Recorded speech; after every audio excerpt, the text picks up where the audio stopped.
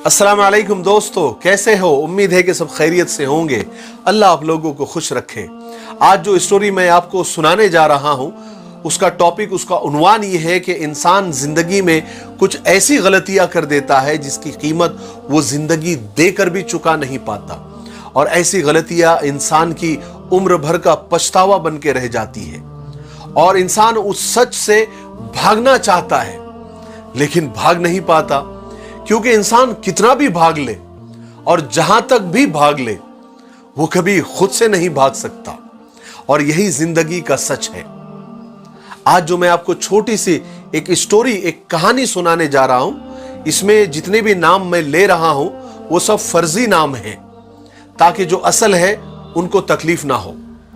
एक लड़की जिसका नाम सदफ है, वो अपनी स्टोरी बताते हुए कहती है कि मेरी एक छोटी सी गलती ने मेरी जिंदगी का तख्ता पलट के रख दिया।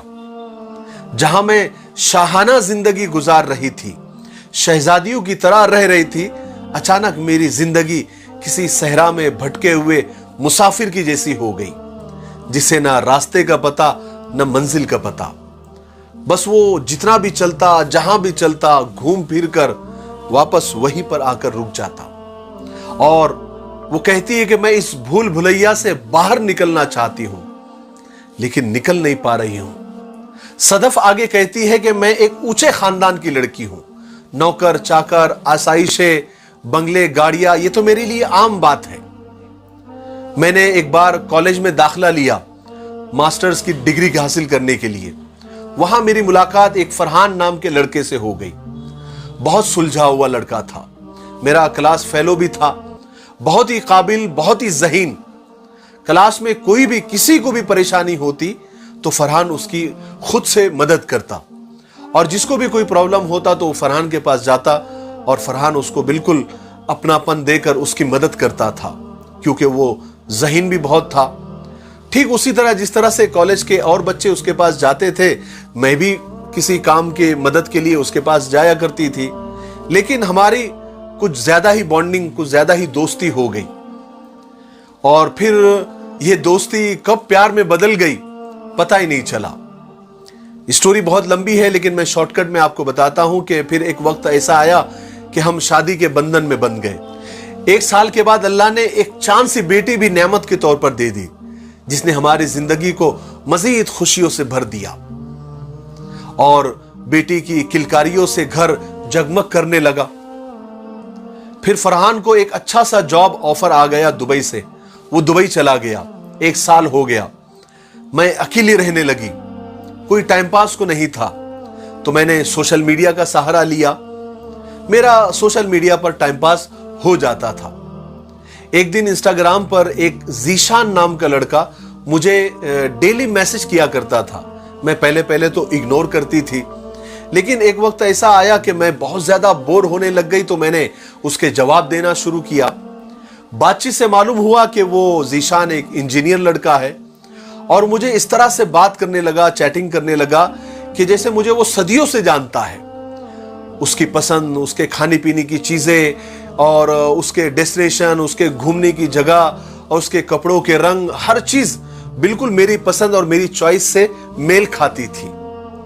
और चैटिंग में इतनी बातें हमारी हो गई कि ऐसा लगता था कि हम एक दूसरे को सदियों से जानते हैं। जीशान से मेरी बातचीत इतनी बढ़ गई, इतनी दोस्ती हो गई कि एक दिन उसने मुझे एक रिक्वेस्ट की कि सदफ, हम एक साथ एक बार डिनर करना चाहते हैं आपके साथ, किसी अच्छे से रेस्टोरेंट में और किसी अच्छे से लोकेशन पर, एक मर्तबा। मैंने कहा कि नहीं नहीं, ऐसा नहीं हो सकता, लेकिन उसने इतना मनाया, इतना प्यार से मनाया कि आखिर मैं मान गई। उसने कहा कि तुम आओ, मैंने तुम्हारे लिए एक सरप्राइज भी तैयार करके रखा है।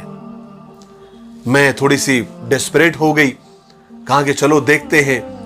डेट फिक्स हो गया, टाइम फिक्स हो गया, जगह और लोकेशन फिक्स हो गई। मैं अगले दिन बिल्कुल सज धज के तैयार होके वहां पहुंची जहां मुझे मिलना था। वहां जो मुझे सरप्राइज मिला उसने मेरी जिंदगी बदल दी।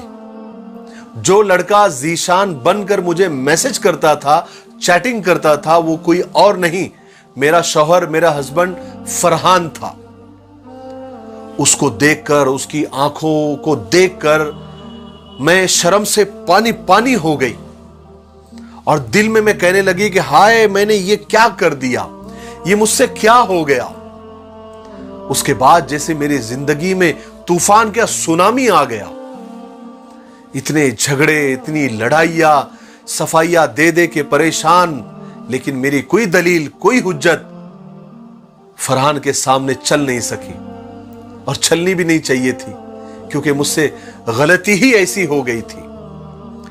फिर एक वक्त ऐसा आ गया कि जो लड़की की जिंदगी में कभी नहीं आना चाहिए, कभी कोई लड़की ये उम्मीद नहीं लगाती, कभी सोचती भी नहीं है, फरहान ने मुझे तलाक दे दी। मैंने लाख उसको मिन्नतें की, पैर पकड़े, लेकिन वो नहीं माना। उसने कहा शिर्क तो खुदा भी माफ नहीं करता, मैं कैसे माफ करूं, जाओ अब तुम आजाद हो, तुमको जो करना है करो। मेरे भाइयों और बहनों, इंसान की गलतियां ही उसे ले डूबती है, फिर पछतावा कभी इंसान का पीछा नहीं छोड़ता। पहले का दौर अलग था, घर के बाजू से कोई खास कर भी गुजर जाता था तो हमारे घर के बड़े बुजुर्ग उसको पहचान लेते थे और जरा सी दीवार ऊंची कर देने से घर की इज्जतें महफूज हो जाती थी। लेकिन आज टेक्नोलॉजी का दौर है, mobile 3G, 4G, 5G, internet ने दूरियां मिटा दी है। पहले लोग दीवार फलांग कर घर में दाखिल होते थे, अब मोबाइल से सीधा आपके बिस्तर में दाखिल हो जाते हैं। अपनी इज्जतों को महफूज करो। सोशल मीडिया पर अनजान लोगों से बात करने से बचो, क्योंकि लोग वो नहीं होते जो नजर आते हैं डीपी पर और प्रोफाइल पर। किसी अनजान के मैसेजेस का जवाब न दिया करें, वरना लोग अपनी मीठी मीठी बातों से आपको ऐसा आदी बना देंगे कि आपको पता भी नहीं चलेगा कि आपको उनकी आदत हो गई है। शुरू में सब अच्छा ही लगता है, बाद में वही अच्छा दिखने वाला आपकी जिंदगी में भूचाल और तबाही लाकर आपकी जिंदगी को तहस नहस कर देता है।